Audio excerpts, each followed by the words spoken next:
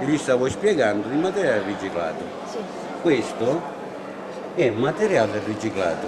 E come lo recupera lei? Questi sono i barattoli Sì. dove mettono i Con queste aziende che utilizzano questo materiale Sì, e sì, se lo fa... questo da loro lo devono smaltire, lo devono buttare. Io gli dico che fa, lo devi buttare? Gli sì, dammelo a me, che io... Salva l'ambiente. C'è un valore. Qua c'è un valore di materiale, però sempre lavorato a mano.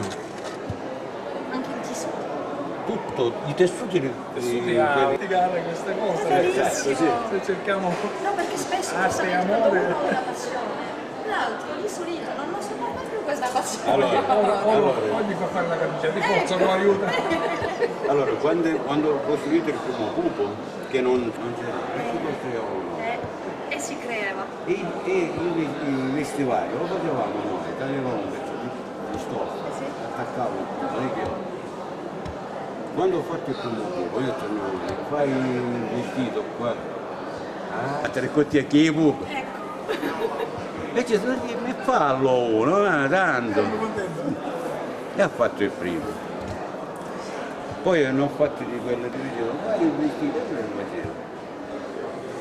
Poi quando lei ha visto i cubi veramente, ha visto quelli grandi là, erano belli, allora dice vabbè, vuol dire che... E la sera non avendo niente da fare, prende la macchina da cucina, taglia il pezzo. Bello.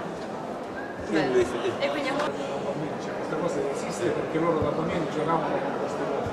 Tra l'altro erano Vede parlare di noi da bambini, non avendo i soldi per comprare il vestito di carnevale, che n'era, l'unico svago era l'opera dei pupi o al teatro. Al teatro ci andavano quelli con i soldi, sì. questo era il teatro dei poveri, diciamo, no? sì.